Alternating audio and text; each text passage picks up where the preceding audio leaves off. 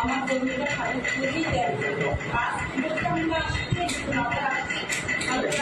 সাধারণত আসবো না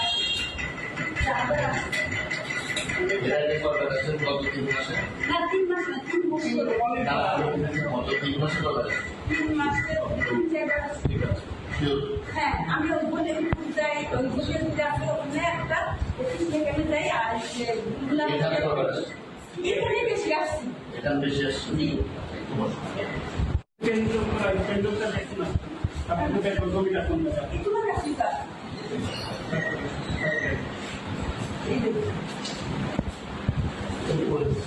আমি একটা দিন কাটাটা দিয়ে নিয়ে এই যে জমিটা মালিকানা হবে শুধু মানে ইয়ে দিচ্ছেন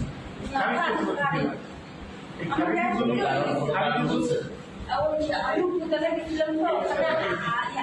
আমি নামে একটা টাকা ছিল দিল ও আমাদের বলেছি যে তোমার 1.5 লাখ টাকা দিতে হবে খারিজের জন্য হ্যাঁ আমি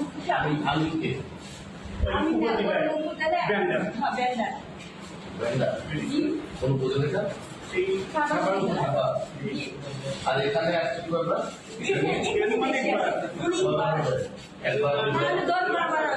এখানে আমি 3 বছর 3 বছর ধরে বুঝতাম স্যার এটা আমার মসজিদ আল্লাহ আমি একটু বসে আমি এসেছিলাম স্যারের কাছে কি রান্না করেছি তোমার স্যারের কি হতো রুটে উঠছে তোমাদের এখানে উঠতে এই যে স্যার ইনিও ফোন করে এখানে বলছে